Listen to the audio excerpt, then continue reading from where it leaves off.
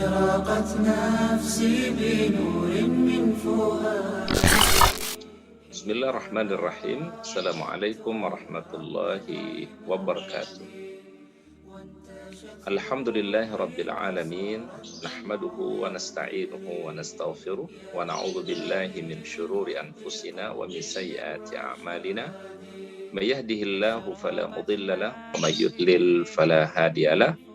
Asyhadu an la ilaha illallah wahdahu la syarika lah wa asyhadu anna Muhammadan abduhu wa rasuluhu la nabiyya ba'dah. Allahumma salli wa sallim wa barik ala hadzal nabiyil karim nabiyina Muhammad ibn Abdillah wa ala alihi wa ashabihi wa mawalah amma ba'du. Subhanaka la ilma lana illa ma 'allamtana innaka antal alimul hakim. Subhanallah walhamdulillah wa la ilaha illallah wallahu akbar wa la hawla wa la quwata illa billahil aliyil azim. Hadirin jamaah yang dicintai dan dimuliakan oleh Allah Subhanahu wa taala. Alhamdulillah, tidak ada kalimat yang paling terbaik kecuali pujian dan syukur kita kepada Allah Subhanahu wa taala atas segala curahan rahmatnya, karunia dan kebaikannya kepada kita semua, terutama nikmat iman, nikmat Islam, nikmat sehat dan kesempatan. Pada hari ini alhamdulillah kita bisa menjalankan aktivitas kita. Mudah-mudahan segala rangkaian aktivitas kita, ibadah kita mendapatkan ridha dan diterima oleh Allah Subhanahu wa taala. Salawat dan salam kita sampaikan kepada uswah hasanah kita, teladan kita yang mulia Rasulullah Muhammad sallallahu alaihi wasallam. Mudah-mudahan salawat dan salam kita untuk beliau kelak pada yaumul akhir kita mendapatkan syafaatul uzma di Rasulullah Muhammad sallallahu alaihi wasallam. Allahumma salli wa sallim ala nabiyyina Muhammad. Hadirin yang dirahmati dan dimuliakan oleh Allah Ta'ala, pada hari ini kita akan melanjutkan kajian kita dari tema bahasan tazkiyatun nafs. Kita akan membahas mengenai nutrisi hati. Jadi apa saja yang menjadikan hati menjadi hidup, ya, hati menjadi dekat dengan Allah Subhanahu wa taala. Maka ini yang kita akan bahas pada hari ini.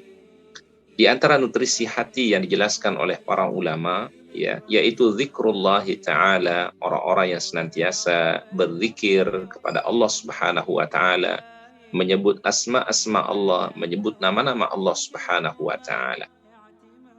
Amalan yang sangat ringan, ya, atau amalan yang sangat mudah, tapi memiliki istimewa yang begitu besar di hadapan Allah Ta'ala, itu zikrullah.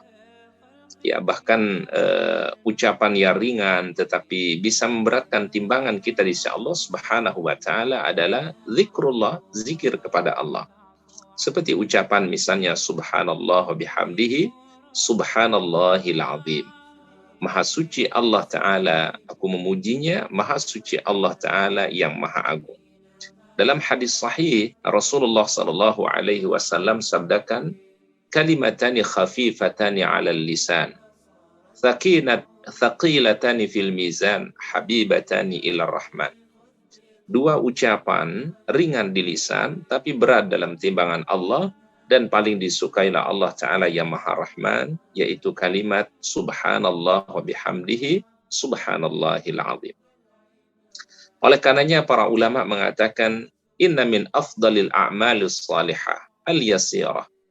Di antara amal yang sangat ringan, yang sangat mudah, allati tuqarribul muslim ila rabbih jalla wa ala, yang menjadikan seorang hamba menjadi dekat dengan Allah, merasakan karunia-Nya, merasakan kasih sayang Allah, merasakan kedekatan Allah Ta'ala, huwa dzikr, yaitu adalah amalan berupa zikir kepada Allah Subhanahu wa taala.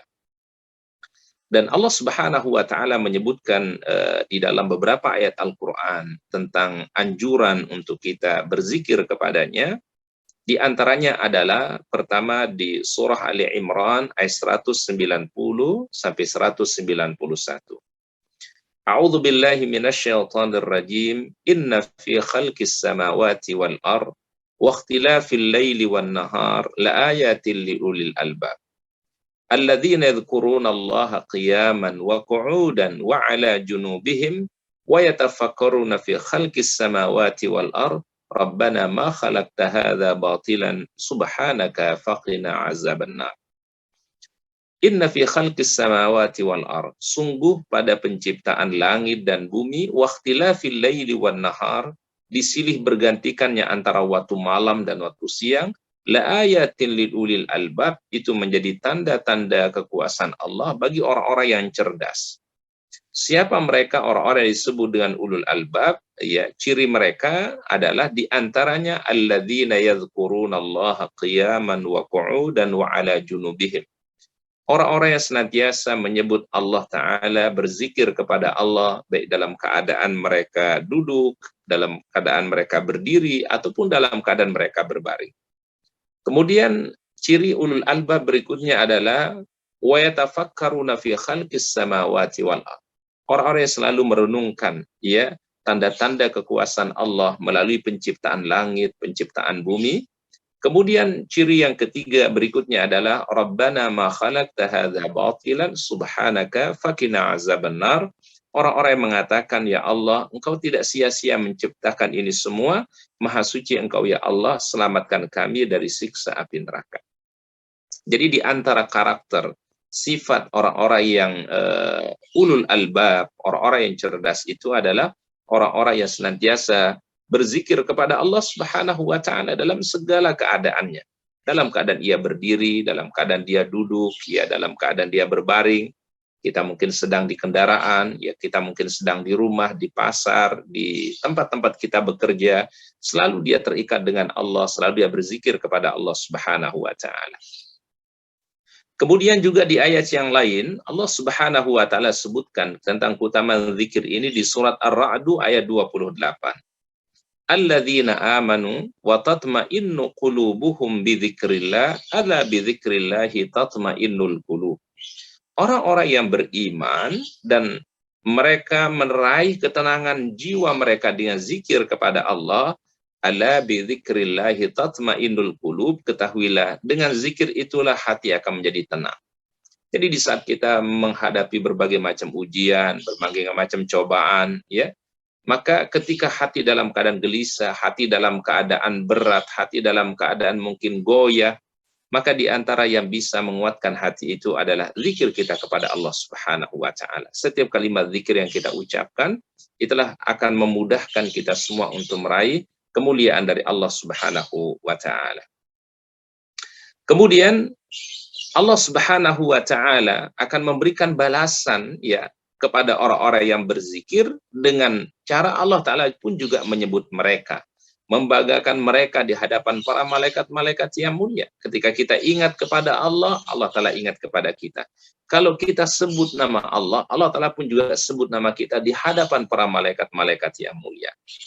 Allah Subhanahu wa Ta'ala sebutkan di surah Al-Baqarah ayat 152, ini yang menjadi dalilnya, fadhkuruni adzkurukum washkuruli wala takfurun. Apabila engkau ingat kepada aku, maka aku akan ingat kepada kalian, dan bersyukurlah kepada aku, dan janganlah kalian mengkufurinya. Ya, jadi Allah Subhanahu wa Ta'ala mengingatkan kita semua agar selalu mengingat Allah Subhanahu wa Ta'ala, maka Allah Ta'ala mengingat kita. Kita bersyukur kepada nikmat Allah Ta'ala, dan kita hindari daripada kufur terhadap nikmatnya. Jadi semakin maksimal kita mengingat Allah, semakin maksimal kita menyebut nama Allah, maka semakin maksimal pun juga kebaikan yang Allah Subhanahu wa Ta'ala berikan kepada kita semua. Di dalam satu riwayat hadis, ya, diriwayatkan oleh Imam Al-Bukhari dari sahabat yang mulia Abu Hurairah radhiyallahu an, anna Nabi sallallahu alaihi wasallam qala, Nabi sallallahu alaihi wasallam bersabda, yaqulullahu azza wa jalla, Allah Subhanahu wa Ta'ala berfirman. Ini yang disebut dengan hadis qudsi. Jadi hadis qudsi adalah firman Allah yang disampaikan oleh Nabi sallallahu alaihi wasallam, atau Nabi sallallahu alaihi wasallam mengutip ya firman Allah Subhanahu wa Ta'ala. Namun ada bedanya antara hadis qudsi dengan Al-Qur'an. Kalau hadis qudsi itu la yuta'abbad bitilawatihi, tidak bisa kita gunakan dalam bacaan salat kita. Tapi kalau Al-Qur'an yuta'abbad bitilawatihi, itu dijadikan bacaan dalam salat. Ini perbedaan yang mendasar antara hadis qudsi dengan ayat Al-Qur'an. Apa firman Allah Subhanahu wa Ta'ala? Ana 'inda dhanni 'abdi bi. aku firman Allah ya sangat tergantung pada prasangka hamba-hambaku. Wa ana ma'ahu hina yadhkuruni, dan aku selalu bersama dia ketika ia menyebut namaku. Fa in dzakarani fi nafsihi dzakartuhu fi nafsi. Kalau dia menyebut aku pada kesendiriannya, pada dirinya, aku sebut juga dia dalam kesendirianku. Wa in dzakarani fi malin dzakatu fi malin hum khairun minhum. Kalau ia sebut aku di tengah keramaian, aku akan sebut nama hamba itu di tengah keramaian yang lebih baik daripada itu semua. Rawahul Bukhari wa Muslim. Hadis ini diriwayatkan oleh Imam Al-Bukhari dan juga Imam Muslim. Ada pembelajaran yang berharga yang bisa kita ambil dari hadis yang mulia ini. Kita bisa pahami bahwasannya Allah Subhanahu wa taala akan memberikan kita sesuatu sesuai dengan prasangka kita. Kalau prasangka kita baik kepada Allah, maka Allah taala berikan juga kebaikan. Tapi apabila prasangka kita tidak baik kepada Allah, maka pun juga Allah taala memberikan sesuatu sesuai dengan apa yang kita prasangkakan kepada Allah. Maka belajarlah kita untuk selalu berprasangka baik kepada Allah. Belajarlah kita untuk belajar untuk selalu berpikiran positif bahwasanya apa yang Allah Ta'ala berikan itu pastilah sebuah kebaikan. Tidak mungkin Allah Ta'ala menciptakan sesuatu kecuali pasti di dalamnya ada kebaikan dan hikmah untuk kita semua. Pembelajaran yang kita bisa ambil juga di dalam hadis kursi yang mulia ini, Allah Subhanahu wa taala akan mengingat kita ya ketika kita ingat kepada Allah. Bahkan Allah Ta'ala mengingat kita melebihi dari apa yang kita lakukan. Qala al-Imam Ibnul Qayyim al-Jauzi rahimahullah, berkata Imam Ibnul Qayyim al-Jauzi, walau lam yakun fi dzikri la hadhihi wahdaha lakafa biha fadlan wa syarafan. Kalaulah ya tidak ada di dalam zikir ini kecuali keutamaan yang disebutkan tadi, lakafa, cukuplah bagi kita fadlan wa syarafan, sebuah kemuliaan dan juga keutamaan. Ya, jadi artinya adalah kalau sekiranya satu dalil saja yang kita pakai ya untuk memahami tentang kalimat zikir kepada Allah atau keutamaan berzikir kepada Allah, maka itu sudah cukup bagi kita. Ya, apalagi hadisnya sangat banyak, ya perintah Allah Ta'ala pun juga sangat banyak tentang zikir, maka kalau ada satu dalil saja yang kita jadikan pegangan itu, maka sudah sangat cukup bagi kita untuk memahami bagaimana keutamaan daripada zikir kepada Allah Subhanahu wa Ta'ala. Bahkan di dalam hadis sahih yang lainnya diberikan gambaran oleh Rasulullah sallallahu alaihi wasallam, mathalul ladzi yadhkurullah wa la yadhkurullah kamathalil hayy wal mayyit. Perumpamaan orang yang berzikir kepada Allah dengan orang yang sama sekali tidak berzikir kepada Allah, kamathalil hayy wal mayyit, sama seperti perumpamaan orang yang hidup dan orang yang telah wafat atau yang mati. Jadi artinya orang yang zikir itu dikatakan orang yang hidup, ya hidup jiwanya, ya hidup ruhiyahnya. Ya, kemudian kalau orang yang tidak berzikir dikatakan orang yang mati, dia punya ruhiyah. Ya, mungkin fisik bisa saja hidup tetapi ruhiyahnya udah mati. Kemudian berikutnya dijelaskan oleh para ulama juga ya mengenai keutamaan zikir kepada Allah Subhanahu wa taala tersebut ya. Berdasarkan hadis dari Abu Hurairah radhiyallahu an. An Abi Hurairah radhiyallahu an, anin Nabi sallallahu alaihi wasallam qala, ala ukhbirukum bi khairi a'malikum wa azkaha. Maukah aku beritahukan ada satu amal yang paling baik di antara amal kalian dan paling suci inda malikikum, di sisi Rabb kalian.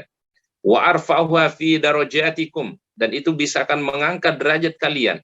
Wa khairul lakum min infaqidz dzahabi wal fiddah, dan itu lebih baik daripada menginfakkan emas dan perak. Wa khairul lakum min an talqaw aduwakum fatadribuna anaqahum wa yadribuna anaqakum. Ya, dan juga lebih baik daripada kalian berjumpa dengan musuh kalian, ya kalian memenggal leher mereka, menebas leher mereka, dan juga mereka menebas leher kalian. Artinya mereka dalam keadaan syahid di jalan Allah. Qalu bala ya Rasulullah, ya, lalu mereka berkata dengan senang hati wahai Rasulullah SAW, maka kemudian beliau berkata zikrullahi azza wa jalla, yaitu adalah zikir kepada Allah. Kemudian berikutnya tentang riwayat hadis dari Rasulullah SAW tentang keutamaan zikrullah ini, disebutkan dalam hadis Abu Hurairah radhiyallahu anhu qala, kana Rasulullah SAW fi tarakihi ila Makkah, Ya, jadi satu ketika Nabi Shallallahu Alaihi Wasallam ya dalam satu perjalanan menuju Mekah. Famarra ala jabal yuqalu Jamdan. Ya, lalu beliau melewati satu pegunungan yang disebut dengan Jumdan. Faqala, lalu Nabi SAW bersabda, siru hadza Jumdan. Ya, berjalanlah melalui tempat ini namanya Jumdan. Sabaqal mufarridun. Ya, telah berdahulu dengan kebaikan al-mufarridun. Qalu wa mal mufarriduna ya Rasulullah. Lalu para sahabat bertanya, ya, apa yang disebut dengan al-mufarridun itu wahai Rasulullah? Qala adz-dzakiruna Allah katsiran wadz-dzakirat, yaitu orang-orang yang berzikir kepada Allah Ta'ala dengan zikir yang banyak, baik dari kalangan laki-laki ataupun kalangan perempuan. Ada beberapa ucapan dari para ulama, ya, baik dari para sahabat, ya, kemudian dari generasi salafus saleh tentang keutamaan daripada zikir kepada Allah Ta'ala. Qala Abu Bakar, berkata Abu Bakar, ya, zahabadz dzakiruna Allah bil khairi kullihi. Orang-orang yang berzikir kepada Allah dengan zikir yang banyak itu sudah mendapatkan sekian kebaikan dari Allah Subhanahu wa Ta'ala. Ini kalimat dari Abu Bakar As-Siddiq. Siapa saja yang berzikir kepada Allah dengan zikir yang banyak, berarti dia sudah mengumpulkan segala jenis kebaikan. Wa qala Abu Darda, berkata Imam Abu Darda, berkata Abu Darda, likulli syai'in jala'un wa inna jala'ul qulbi zikrullahi azza wa jalla. Segala sesuatu punya pembersih, ya, punya sesuatu yang bisa membersihkannya, dan pembersihnya hati itu adalah zikir kepada Allah Subhanahu wa Ta'ala. Wa qala Syekhul Islam Ibnu Taimiyah, berkata Syekhul Islam Ibnu Taimiyah, az-zikru lil qalbi, zikir bagi hati, kata beliau, mathalul ma'ilis samak, itu sama seperti air yang dibutuhkan bagi ikan. Tidak mungkin ikan akan hidup kalau tidak ada air. Demikian juga hati tidak akan hidup kalau bukan dengan zikir kepada Allah Subhanahu wa Ta'ala. Waqala Ibnul Qayyim, berkata Imam Qayyim Al-Jauzi, wa afdalul dzikri wa anfa'uhu ma wata'a fihi al-qalbul lisan. Sebaik-baik zikir dan yang paling bermanfaat, kata Imam Qayyim Al-Jauzi, adalah zikir yang disertai dengan lisan dan juga zikir dalam hati. Jadi lisan kita ucapkan, hati kita kuatkan atau kita pahami, ya. Ketika kita ucapkan subhanallah, hati mengatakan maha suci Allah. Alhamdulillah, hati mengatakan segala puji bagi Allah. La ilaha illallah, hati mengatakan tidak ada ilah yang disembah kecuali Allah. Allahu Akbar, hati mengatakan Allahu Akbar, Allah yang maha besar. Nah, ini artinya lah kesesuaian, keselarasan antara ucapan dengan hati kita. Ini adalah zikir yang paling terbaik yang dijelaskan oleh Imam Al-Qayyim Al-Jauzi. Ada beberapa zikir misalnya yang memiliki keutamaan, ya, yang disebutkan oleh Rasulullah Sallallahu Alaihi Wasallam di dalam hadis sahihnya. Pertama adalah misalnya zikir, ya, la ilaha illallah wahdahu la syarikalah lahul mulku wa lahul hamdu wa huwa ala kulli syai'in qadir. Kami ulangi sekali lagi, itu ucapan la ilaha illallah wahdahu la syarikalah lahul mulku wa lahul hamdu wa huwa ala kulli syai'in qadir. Sebuah hadis dari Abu Hurairah radhiyallahu anhu, anna Nabi sallallahu alaihi wasallam qala, Nabi SAW bersabda, man qala, siapa yang mengucapkan la ilaha illallah wahdahu la syarikalah lahul mulku wa lahul hamdu wa huwa ala kulli syai'in qadir, mi'ata marratin, dalam satu hari itu dia baca sebanyak 100 kali. Kanat lahu adlu asyra riqabin, maka setara pahalanya seperti memerdekakan 10 budak. Wa kutibat lahu mi'atu hasanatin, ditulis baginya 100 kebaikan. Wa muhiyata anhu mi'atu sayyi'atin, dihapus darinya 100 kesalahannya. Wa kanat lahu hirzan minasyaitan yauma dzalika hatta yumsi, maka baginya penjagaan dari Allah dari pagi hari sampai pada sore harinya. Walam ya'ti ahadun bi afdal mimma ja'a bi illa rajulun amila aktsar minhu, tidak ada seseorang yang datang dengan amal yang paling afdal kecuali orang yang membaca lebih banyak dari itu semua. Wa man qala, dan disebutkan di hadis yang lain juga dalam hadis sahih, wa man qala, dan barang siapa yang mengucapkan subhanallah wa bihamdihi fi yaumin, dalam satu harinya ia ucapkan subhanallah wa bihamdihi sebanyak 100 kali, huttat khatayahu wa in kanat misla zabadil bahri, Allah Ta'ala ampuni dosa kesalahannya walaupun sebanyak buih yang ada di lautan. Ini Masya Allah dua zikir yang tadi disebutkan oleh Nabi Sallallahu Alaihi Wasallam punya keutamaan yang dahsyat, ya, punya keutamaan yang luar biasa, yaitu tadi adalah ucapan la ilaha illallah wahdahu la syarikalah lahul mulku wa lahul hamdu wa huwa ala kulli syai'in qadir. Kita baca sebanyak 100 kali dalam satu harinya.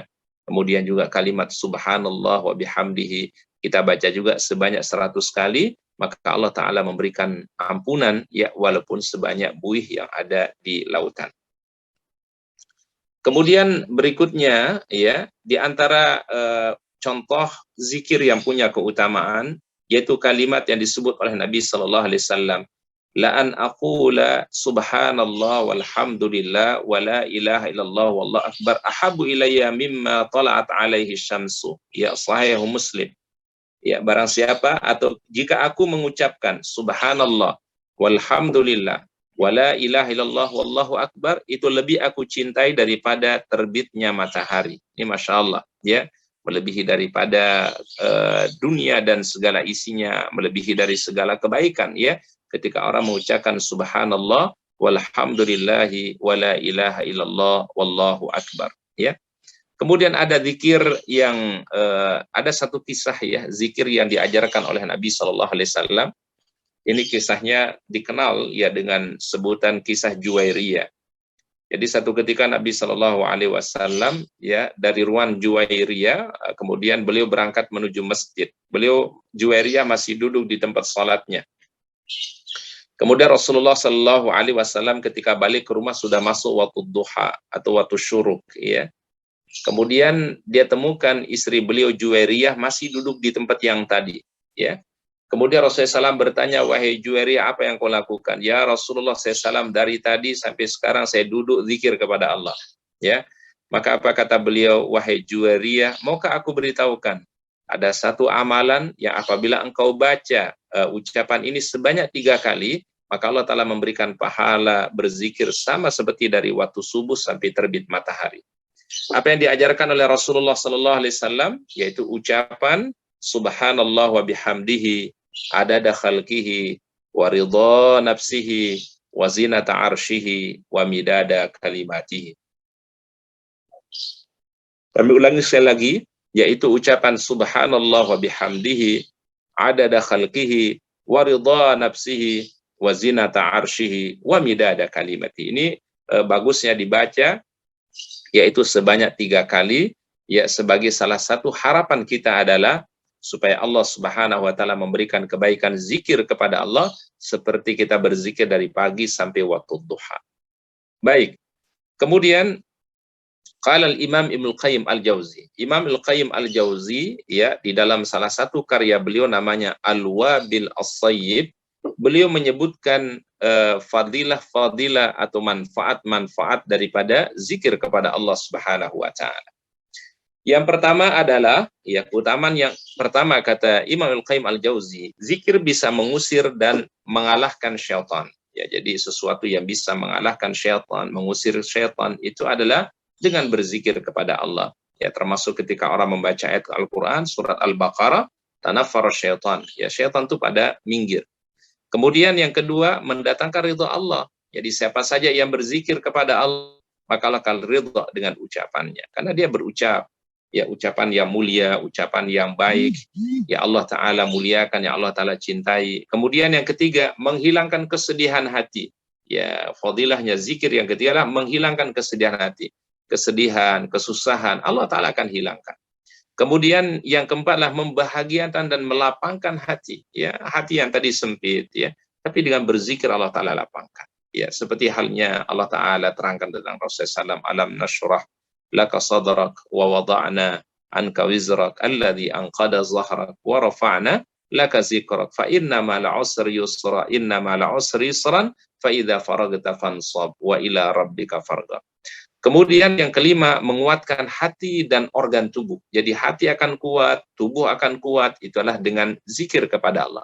Tapi perbuatan kemaksiatan, perbuatan dosa akan melemahkan hati dan juga akan melemahkan fisik kita.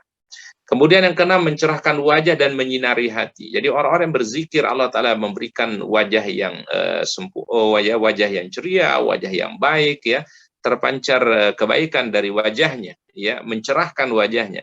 Kemudian yang ketujuh, membukakan pintu rezeki, ya, membukakan pintu kemudahan, seperti misalnya zikir la ilaha illa anta subhanaka inni kuntu minaz zalimin. Ya, ini yang disebut sebagai doanya Nabi Yunus alaihissalam. Ya, siapa saja membacanya di saat dia sulit, Allah Ta'ala berikan kemudahan. Kalau dia sedang mendapatkan ujian, diberikan solusi yang terbaik oleh Allah Subhanahu wa Ta'ala.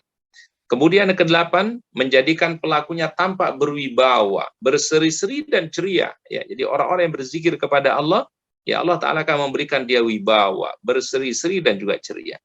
Kesembilan, ia akan menumbuhkan rasa cinta, ya, mahabbah kepada Islam, ya, mahabbah kepada agama, mahabbah kepada Allah, mahabbah kepada Rasulnya. Ya, jadi akan melahirkan satu kebahagiaan. Kemudian berikutnya adalah zikir kepada Allah yang ke-10, menumbuhkan muraqabah, ya. Selalu merasa kita diawasi, dimonitor, dilihat oleh Allah Ta'ala, itu karena pengaruh zikir. Semakin orang memperbanyak zikirnya kepada Allah, maka semakin besar kekuatan jiwanya untuk selalu merasa diawasi, dimonitor. Ada satu kisah tentang muraqabatullah ini, yaitu kisah Umar bin Khattab dengan seorang pengembala kambing. Jadi satu ketika Umar bin Khattab, ya, keluar kota, ya, kemudian di tengah perjalanan bertemu dengan seorang anak muda yang mengembalakan kambing. Lalu Umar bin Khattab berkata, wahai si fulan, aku ingin membeli kambingmu, ya, dengan harga yang spesial. Jadi Umar ingin menguji bagaimana kejujuran daripada anak muda itu. Kemudian berkata, wahai si fulan, saya tidak mungkin untuk menjualnya, ini bukan milik saya, ya. Lalu kemudian Umar berkata, wahai si fulan, kalau kamu menjual ini kambing, ya, kan tuanmu tidak bisa lihat kita, ya, kita transaksi, Tuhanmu nggak lihat, ya. Maka kemudian apa kata pengembala kambing itu, wahai si fulan, wahai tuan, ya, kalau tuanku, ya, yang pemilik daripada hewan ini adalah tidak bisa melihat aku ketika bertransaksi dengan Anda, tapi yakin Allah Ta'ala yang maha melihat, maha menatap, ya, yang tidak mengalami tidur dan tidak mengalami mengantuk, maka dia akan melihat perbuatan kita. Maka Umar tersentuh, ya, dengan kalimat yang luar biasa dari anak muda tadi. Kemudian keutamaan yang ke-11, yang mendatangkan inabah, dorongan jiwa ingin selalu kembali kepada Allah, ya, ingin bertaubat kepada Allah, ingin selalu beristighfar kepada Allah, ingin selalu dekat dengan Allah. Kemudian menyebabkan Allah Subhanahu wa Ta'ala mengingatnya, ya. Jadi siapa yang berzikir kepada Allah, ya, siapa yang menyebut nama Allah, Allah akan mengingat dirinya. Makanya di Al-Quran itu kata para ulama ada 3 janji Allah Ta'ala yang Allah Ta'ala penuhi janjinya. Pertama, janji Allah Ta'ala, fazkuruni askurkum, ya, engkau sebut nama aku, firman Allah, aku akan menyebut kalian. La in syakartum la azidannakum, kalau kalian bersyukur pasti aku akan tambah nikmat. Kemudian janji Allah Ta'ala yang ketiga, ud'uni astajib lakum, berdoalah kalian, maka doa-doa kalian aku akan mengijabahnya, firman Allah Subhanahu wa Ta'ala. Ini artinya adalah bahwasannya bagaimana kita berbuat, maka begitulah Allah Ta'ala akan memperlakukan kita. Ya, kalau istilahnya para ulama itu adalah al-jaza'u min jinsil amal. Ya, balasan itu Allah Ta'ala berikan tergantung daripada perbuatan kita. Disebutkan dalam hadis, ya, qudsi, di mana Allah Ta'ala berfirman, fa in dzakarani fi nafsihi dzakartuhu fi nafsi. Barang siapa mengaku dalam dirinya, niscaya aku akan mengingat dalam diriku juga. Wa idza dzakarani fi mala'in dzakatu fi malin khairun minhum. Jika ia mengingatku, ya, dalam perkumpulannya, niscaya aku akan mengingatnya dalam sebuah perkumpulan yang lebih baik daripada mereka. Ini Masya Allah fadilah yang diberikan oleh Rasulullah SAW yang luar biasa tentang kita di saat memperbanyak zikir kepada Allah, ya, karena amal kita ini kan sangat minim, ya, amal kita sangat terbatas sekali.